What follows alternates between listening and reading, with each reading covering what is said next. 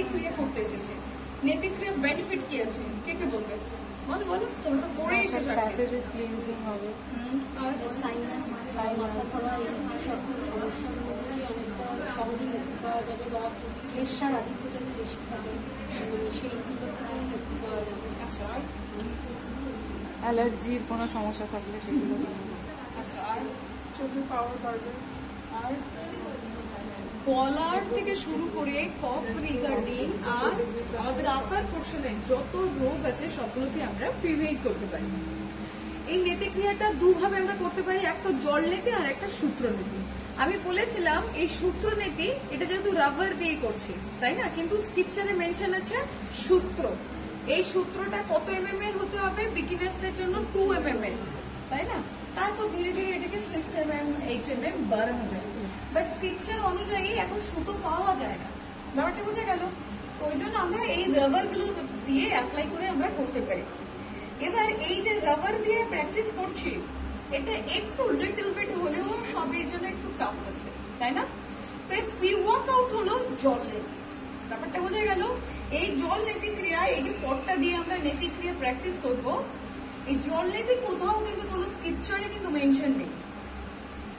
অটোযুগে কোনো স্ক্রিপচারে মেনশন নেই এই জল নীতির কথা।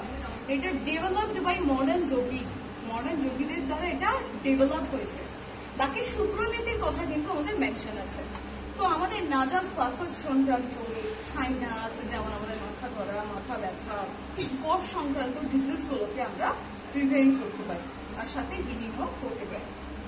আমরা এই জল নীতি আগে করব। এই জল নীতিতে জলের একটা মিক্সচার আমাদের তৈরি করতে হবে, ভালো করে জলটাকে প্রিপেয়ার করতে হবে, তাই না?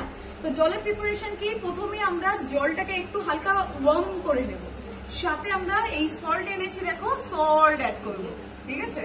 তো এটা যদি আমরা অ্যাড করি তাহলে যে জলটা আমরা নাজাল পাসাস দিয়ে নিয়ে যাব সেই জলটা কিন্তু ডিপোজিশন হবে। সেই জলটা কি হবে? আমাদের আরামসে মিউকাসের সঙ্গে দ্রবীভূত হয়ে বেরিয়ে যাবে। আর জল জমলেও প্রবলেম আছে, তাই না? ইনফেকশন হতে পারে, জল জমে গেলে মাথা জ্বালা জ্বালা করতে পারে, নানা রকমের সমস্যা হবে। এর পোস্ট ওয়ার্কআউট আছে, আমরা এটা করে নিই, তারপরে পোস্ট ওয়ার্কআউটটা দেবো। তো করতে হবে কিভাবে?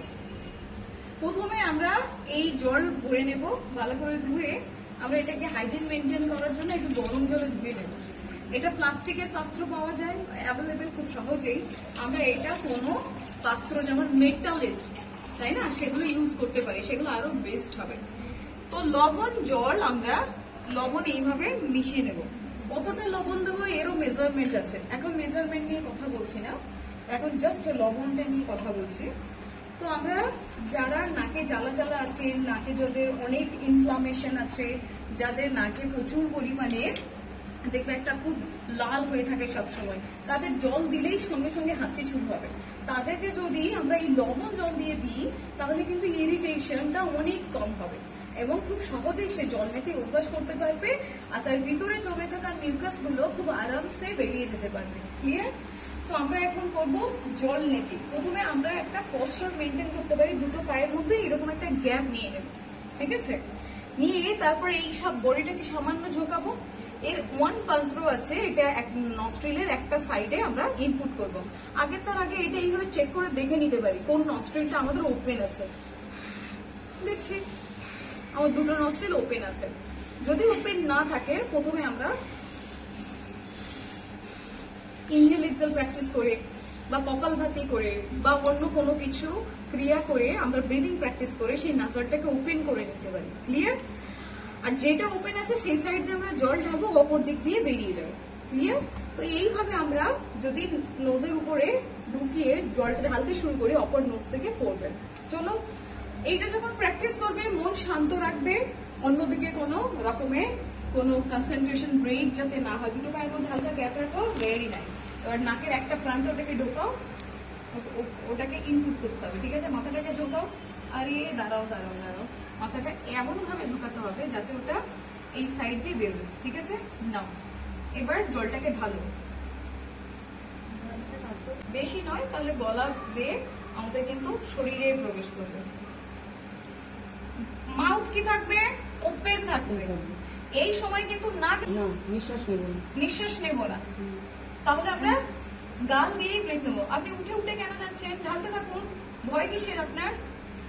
হ্যাঁ, এই যে গা বেয়ে জলটা পড়ছে কারণ পজিশনটা প্রবলেম আছে।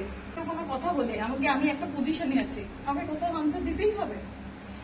এই জিনিসগুলো, এটা কেন প্রথম থেকে বলিনি, এই জিনিসগুলো একটা যোগীর মধ্যে থাকা উচিত নয়, কারণ এইগুলোকেই আমাদেরকে কি করতে হবে? দূর করতে হবে। আমি এই সিচুয়েশনে আছি, ফুল কনসেন্ট্রেট থাকবো, আমি যে ক্রিয়া করছি তার মধ্যে আমি ইনভলভ থাকবো, মাইন্ড শান্ত থাকবে, সিচুয়েশন যাই হোক আমি ওটাকে কন্টিনিউ করবো। ঢালতে বলেছি, ঢালতে থাকবে, একটুখানি ঢেলে আবার তুলে নেয়, একটুখানি ঢেলে আবার তুলে নেয়, এরকম কিছু করবো না। ক্লিয়ার? তো চলুন অবস্থিতটা দিয়ে করুন ধীরে ধীরে। পড়ছে আর গায়ে গায়ে বেয়ে পড়লো না, দেখো এইটা তাহলে ঢালছে না। হ্যাঁ, ক্লিয়ার? চলো এবার কি করবে? নামটা কি?